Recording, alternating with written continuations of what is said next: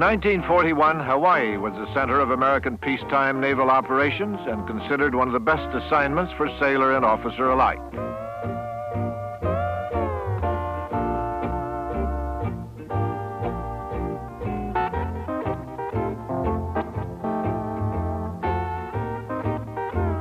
President Roosevelt had issued war warnings to the Pacific on November 27, but they were largely ignored in Honolulu. There had been earlier false alarms. If an attack by Japan came, it would probably be in Singapore or the Dutch East Indies, perhaps even the Philippines, not Pearl Harbor. Somewhere between Washington and Hawaii, a message languished in the hands of Western Union. It was an emergency alert.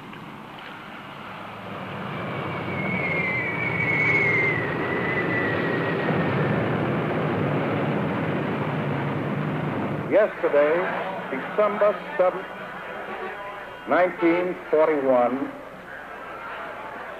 a date which will live in infamy. The United States of America was suddenly and deliberately attacked by naval and air forces of the Empire of Japan. To one nation, Pearl Harbor was a stab in the back, a day of infamy. To another, it was a necessity, a desperate act by a people with their backs to the wall. Whichever it was, and historians may argue forever, it was a beginning of this present moment for us all.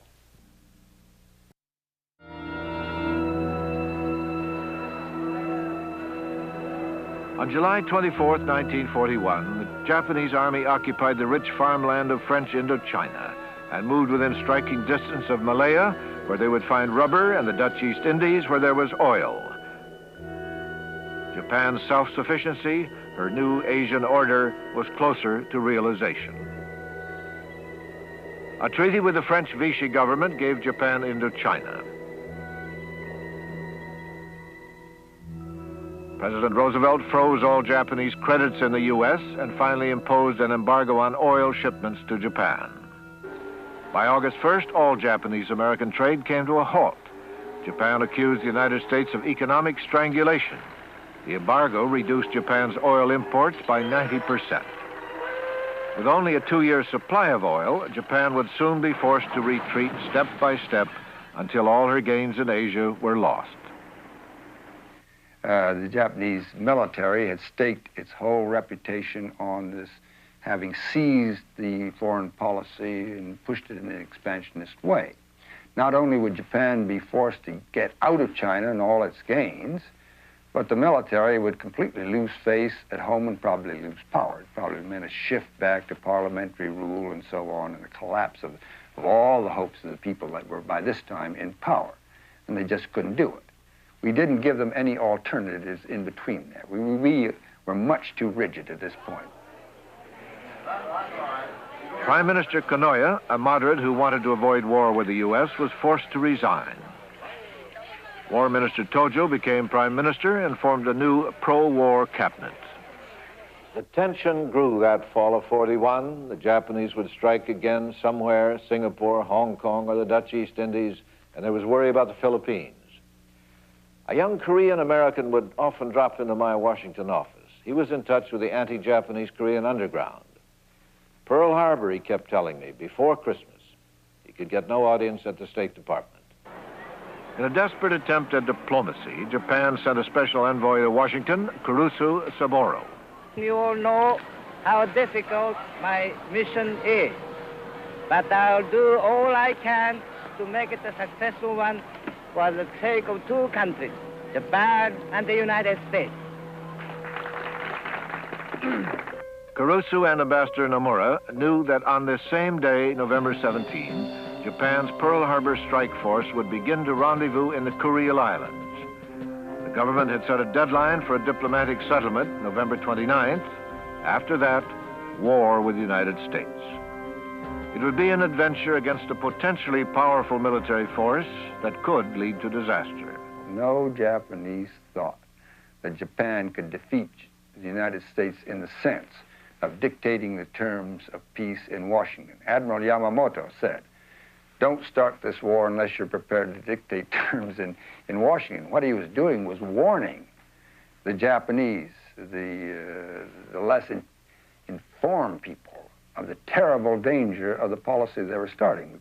They thought that perhaps if they could knock us out quickly in the naval power in the Pacific, giving them a chance to seize the whole of the western half of the Pacific and Southeast Asia and all that, they would then make it so difficult for us to come these tremendous distances against their prepared positions that we, with our affluent, soft, flabby life, wouldn't really have the interest or the guts to do it. Secretary of State Cordell Hull knew the meetings were fruitless. He knew that war was inevitable, but he did not know that the Japanese fleet was already underway, about to execute Admiral Yamamoto's bold plan and attack Pearl Harbor. Nor did he realize that years ago there had been some subtle warnings. In 1902, when Franklin Delano Roosevelt was a student at Harvard, a Japanese classmate told him of Japan's 100-year plan to take over Asia and the Pacific. In 1918, young Prince Kanoya wrote a bitter essay that warned of British-American economic and racial imperialism. In 1924, General Billy Mitchell predicted a surprise Japanese attack on Pearl Harbor.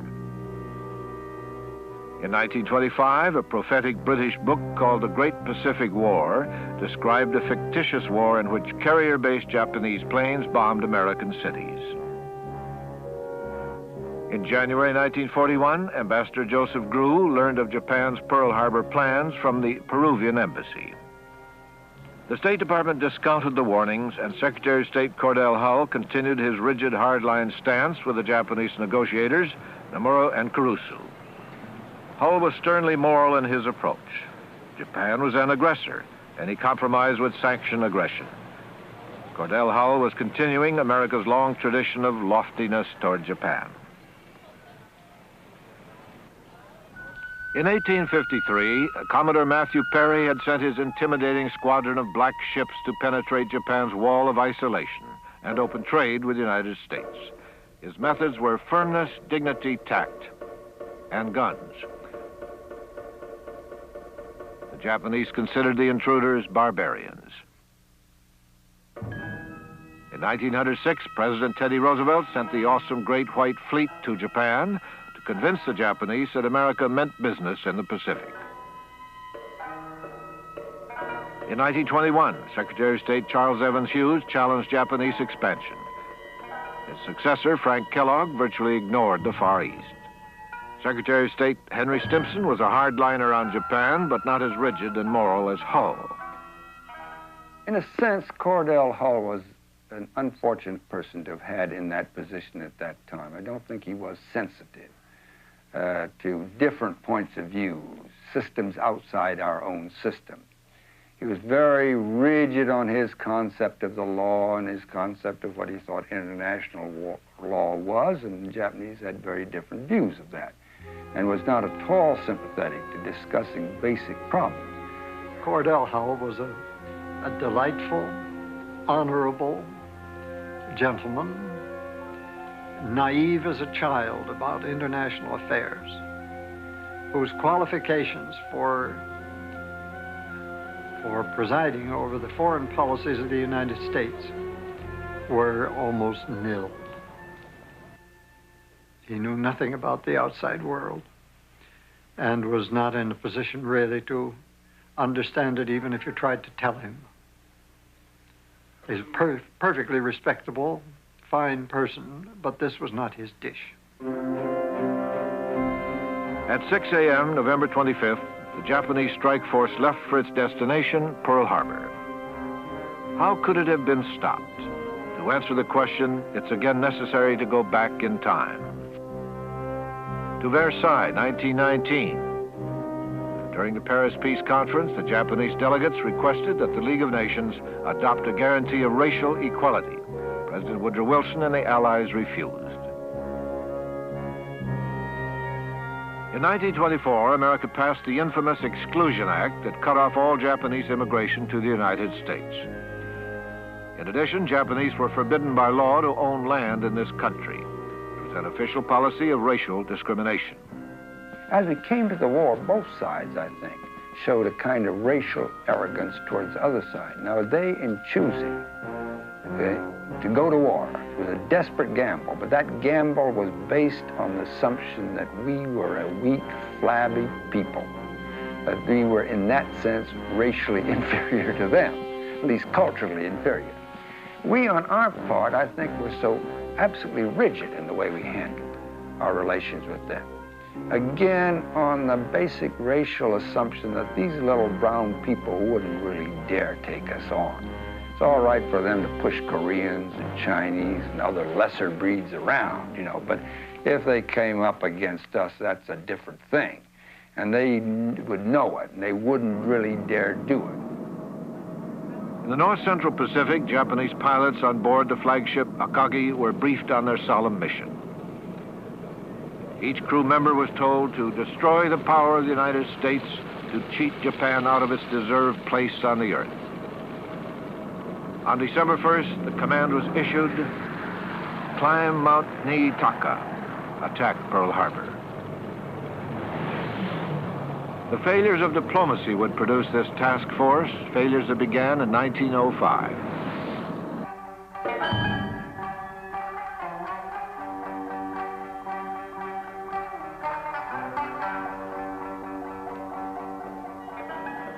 In the Russo-Japanese War, Japan annihilated the Russian fleet at Port Arthur and emerged as a major world power.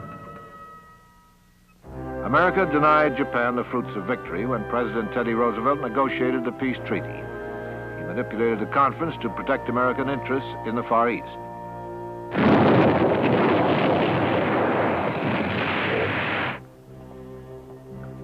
In 1921, at the Washington Naval Conference, Secretary of State Charles Evans Hughes maneuvered the Japanese into accepting a lesser Navy role, a limit of 3 battleships for every 5 British and 5 American battleships.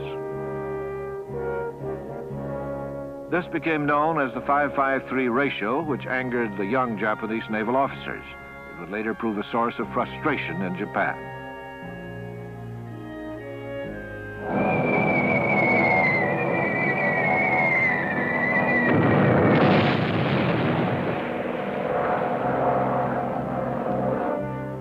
The same summer of 1921, 2 Japanese visitors observed General Billy Mitchell's dramatic demonstration of air power when he sank the World War I German battleship Ostfriesland. They said the experiment was profoundly exciting, adding that our people will cheer your great Mitchell, and you may be sure we'll study his experiments. There's much to be learned here.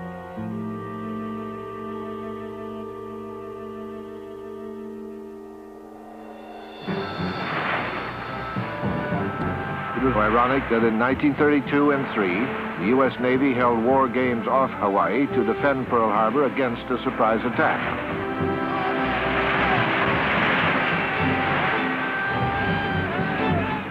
The aircraft carriers Lexington and Saratoga, each carrying 40 planes, would launch their attack at dawn.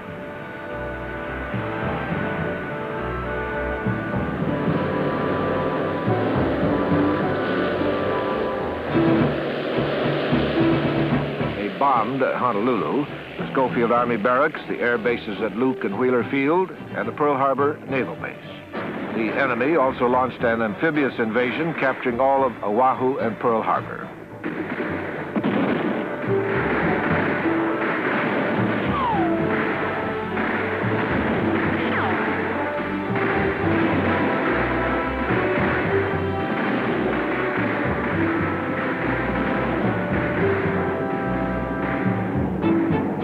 They were only war games, but in 1932, the U.S. Navy proved that a surprise air attack on Pearl Harbor was feasible. On November 26th, the Japanese diplomats Nomura and Kurusu requested an emergency meeting with President Roosevelt. The United States had broken the Japanese diplomatic code, Purple, and knew that time was running out. The Army's brilliant cryptographer, Colonel William Friedman, finally solved the puzzle in September of 1940.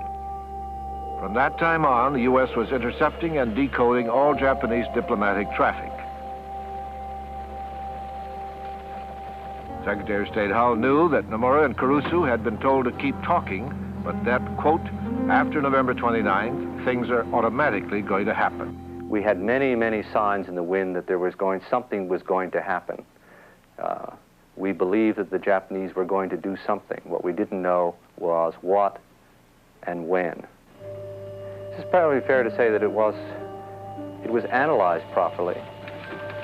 It didn't provide enough to be conclusive. It was information that was so sensitive and so compartmented in modern parlance that it wasn't used by enough people so that they could put it in context and move to kind of an analytical judgment. The problem was, for the intelligence community at that time, and indeed for historians thereafter, is that it was ambiguous. And there was so much noise among the real facts, it was very difficult for the intelligence analysts to sort it out. So when it really came down to it, we did not have that key sentence which said, we will attack Pearl Harbor on December 7th. But there was one clue that said December 7th. The November 22nd issue of the New Yorker magazine carried an advertisement which read, Achtung, warning, alert, above a pair of dice, one with a double cross and the number 12, the other with the number 7. December 7th. The FBI dismissed this still mysterious warning as a coincidence. On November 27th, Thanksgiving Day, President Roosevelt had just rejected Japan's last offer. He would later be accused of leading us into war. I think in the loosest or broadest sense of the word, Roosevelt did maneuver us into war in that he created the kinds of dramatic situations by which the American people would be united in case of attack, and then he eliminated options from the Japanese that gave them very little opportunity to do otherwise than to attack us. So in that sense, I think it was his intention that we would go to war, and that we would go to war after we'd been attacked. I don't think he maneuvered the specific incidents that occurred at Pearl Harbor. But I think the great fallacy in the argument that he maneuvered us into the war is that if that were his idea, he maneuvered us into, from his point of view, the wrong war. Because Roosevelt's concern was Hitler. That was the great threat. Britain, Russia by this time, after June 22nd, was in the war. But still, the pressure wasn't off in Europe. The last thing Roosevelt wanted was a war in the Pacific, because a war in the Pacific would mean a diversion of American resources, of troops from the main battlefield, which was Europe. Even after Pearl Harbor, there was a great argument between the Europe First strategy and the Asia First strategy. And Roosevelt always believed that you deal with Hitler first, then you deal with Japan. The President returned to Washington convinced that Japan would reject his demand that they withdraw from Indochina and China. He then issued war warnings to the Pacific.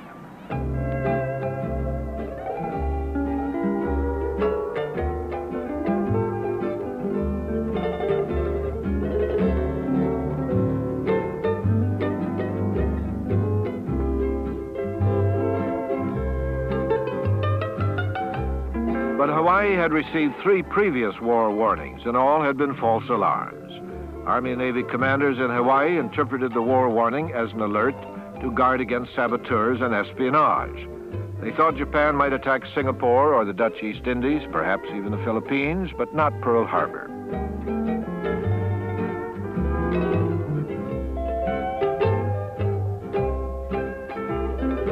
The weekend of December 6th began like all others in Hawaii.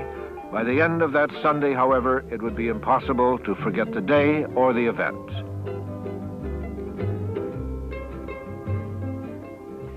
One remembers clearly that Sunday afternoon, where you were, whom you were with, when the radio brought the announcement. I drove into the city with one hand, the other still trying to button a shirt.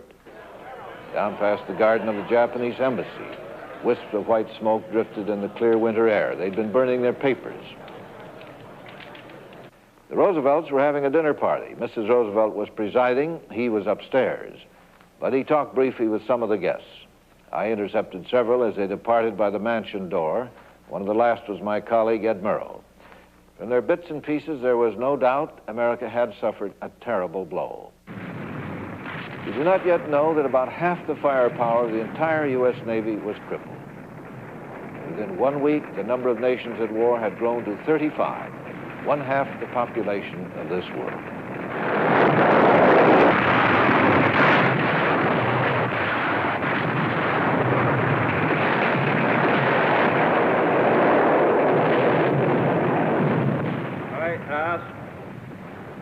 Congress declare that since the unprovoked and dastardly attack by Japan on Sunday, December 7th, 1941, a state of war has existed between the United States and the Japanese Empire. So ended our peace and our years between the wars. That genius of ancient Greece, Archimedes, with his levers and pulleys, said he could move the world if he had a separate place to stand. Woodrow Wilson seemed to think America was that place, and from it he could move and shape the world. America refused to try in the 20s and 30s. Had it done so, had we joined the League of Nations, for example, maybe the world would have shaped up differently, but history does not disclose its alternatives. Early America was the first great new thing in history in the relations of man to man. Our forebears yearned to preserve its uniqueness. They cut the connection with the old world when they signed the Treaty of Paris in 1783 on this desk, ending the American Revolution. Later, Washington and Jefferson warned against permanent and entangling foreign alliances. Later still, John Quincy Adams said, "America is the well-wisher to the freedom and independence of all. She is the champion and vindicator only of her own." Woodrow Wilson dealt with about 45 nations represented in Washington. Today, emissaries of about 135 countries visit the State Department rooms, most with hat and demands in hand. America is entangled in military defense arrangements with 47 nations, in economic aid arrangements with over 100. So isolationism is out of the question. The real question is whether our reach has exceeded our grasp. The United States remains a special place, not the separate place it is in and of the world. Still, a unique obligation rests upon us to guard our own liberties. The freedom of this superpower remains the world's safety net and margin for error. Were America to join the ranks of the closed, secretive societies, world tensions could become unbearable. The great danger, the great hope, the great riddle lie where they were in Washington's time, in Wilson's time, in Roosevelt's time. Not in outer space, but in inner man, on terra firma.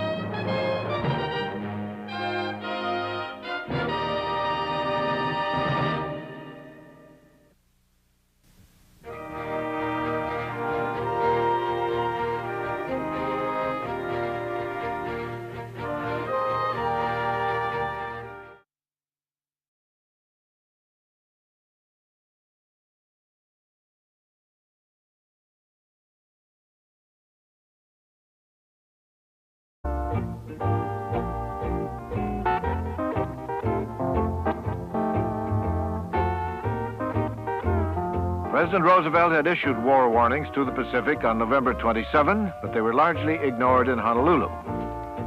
There had been earlier false alarms. If an attack by Japan came, it would probably be in Singapore or the Dutch East Indies, perhaps even the Philippines. not Pearl Harbor.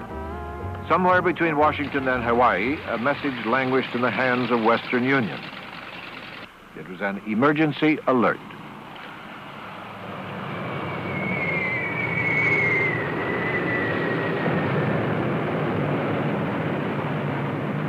Yesterday, December 7th, 1941, a date which will live in infamy.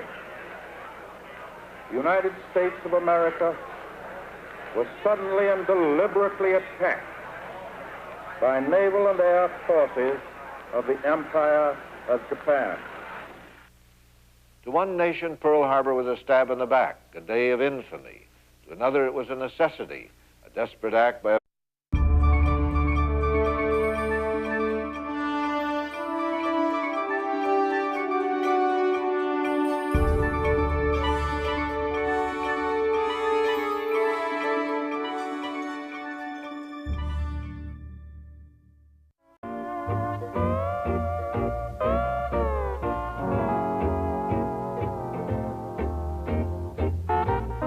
In 1941, Hawaii was the center of American peacetime naval operations and considered one of the best assignments for sailor and officer alike. It gave Japan Indochina. President Roosevelt froze all Japanese credits in the U.S. and finally imposed an embargo on oil shipments to Japan. By August 1st, all Japanese-American trade came to a halt. Japan accused the United States of economic strangulation. The embargo reduced Japan's oil imports by 90%. With only a 2-year supply of oil, Japan would soon be forced to retreat step by step until all her gains in Asia were lost. The Japanese military had staked its People with their backs to the wall. Whichever it was, and historians may argue forever, it was a beginning of this present moment for us all.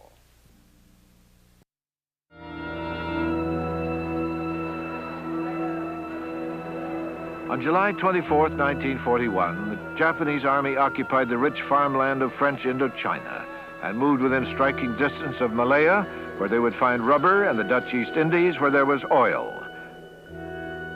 Japan's self-sufficiency, her new Asian order, was closer to realization. A treaty with the French Vichy government